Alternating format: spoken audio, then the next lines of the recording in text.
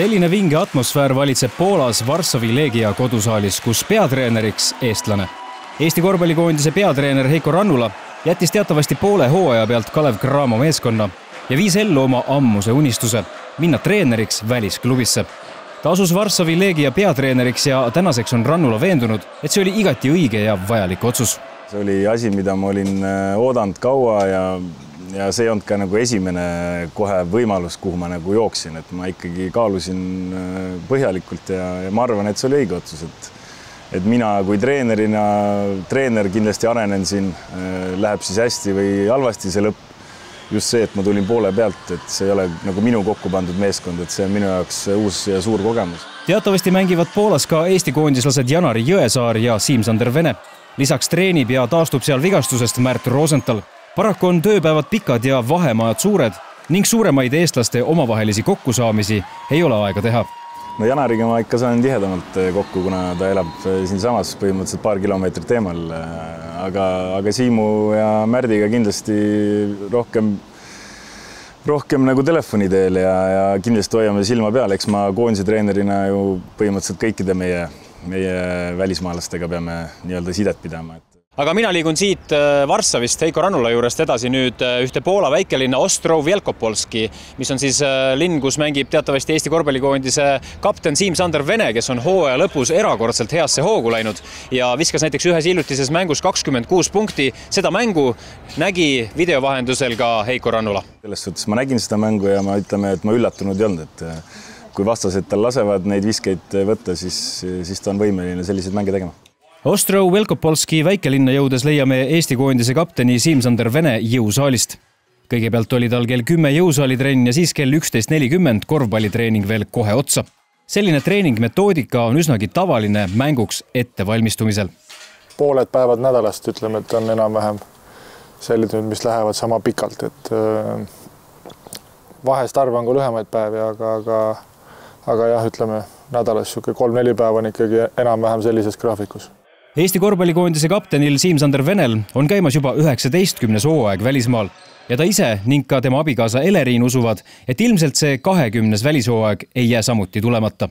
Ta on ju Tartus sündinud, on ju? Et kas sa oled ka siuke, et nüüd mõtleb, et läheks Eesti, et nüüd Tartus, et olen Tartus sündinud ja mängin siis Tartus oma viimase hooajaga.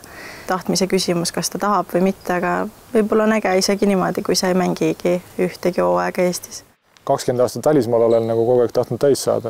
Ma usun, et see tuleb, et 1 aasta on jäänud veel, et see tuleb ära, aga sealt edasi nagu mingisugust ei ole. Pigem nii kaua, kui jalad kannavad ja nii kaua, kui kellegi huvi on, et nii kaua ma arvan, ta läheb. Suurim erinevus varasemate klubidega on Siim-Sander Vene jaoks see, et lõpuks saab ta mängida ühes klubis koos teise eestlasega. 19 aastast läks aega, nii kaua kui sain esimest korda eestlasega ühes võistkonnas olla, et kahju, et see nii lühikest aeg oli, et mingisugune kas 5 mängu jõudsime äkki koos teha või mõned seal kontrollmängud juurde, aga ikka teistmoodi tunne või mingisugune selline asi on ikka ja ütleme trennides ka ikkagi, vahepeal kui oled ühes võistkonnas, siis üks ütleb ühele midagi või teine ütleb teisele midagi, teed seal mingid asjad ära, siis teised juba saavad vihaseks, et kurat räägivad oma vahel mingis selles keeles ja siis teevad ära seal tead. Siim-Sander Vene ja Märt Rosenthali koduklubi Ostrów Wielkopolski hooaeg ei olnud roosiline. Vigastusi oli palju. Samas teeb Rosenthal praegu eriharjutusi ja loodab jõuda EM-finaalturniiriks uuesti mänguvormi. Jah, et see minu eesmärk on, et sinna EM-ile saada ja meeskonda pääseda. Ma teen sellest ikkagi kõik, et seal EM-il olla ja Eesti koondist aidata. Korvpalli EM-finaalturniiril kohtub Eesti alagrupis Serbia, Läti, Tšehhi, Türgi ja Portugaliga. Koondise peatreener ja kapten usuvad, et alagrupist edasipääs on igati reaalne eesmärk. Saab selle kätte! Siim-Sander Vene saab selle kätte! See on olemas! Siim-Sander Vene ja Eesti koondis saavad Leedu vastu kätte! 2 korda ma olen käinud, 3. kord tahaks vähemalt alagrupist edasi saada, et see olekski vähemalt midagi, jah, et oleks nagu üks samm edasi võib-olla jälle Eesti korvpallile, Eesti koondisele võib-olla, et see oleks kindlasti hea asi, mida oleks ära teha. Ja alagrupis kindlasti edasi saada, see peab olema eesmärk, aga jah, ma täna võib-olla mingit kohta niimoodi öelda ei tahaks, et siin ikkagi veel sõltub väga palju, kuna on paar kuud minna, et kes mis koosseisudes mängivad. no meie trump eelkõige on see ühtsus ja see on nii ja see jääb nii, et meil kindlasti ei ole, vähemalt täna ei ole siukest maailmastaari, kes nüüd üksi ära päästaks, et me peame olema hästi ühtsed ja kindlasti meie väga suur eelis või pluss on ka meie fännid. Aga mis elu siis eestlased Poolas elavad ja mis autodega nad Poolas ringi sõidavad? Meil on siin liiga sponsor on Suzuki ja mulle anti Suzuki, nii et ma ütlen ausalt, elus esimest korda sõitsin Suzukiga. Aga ei, auto on auto ja selles suhtes liigutud saab. Kui mõni võistkond soovib aga Siim-Sander Vene järgmisel hooajal oma klubis näha, siis siin annab Eesti koondise kapten ka väikese vihje, mis teda motiveeriks.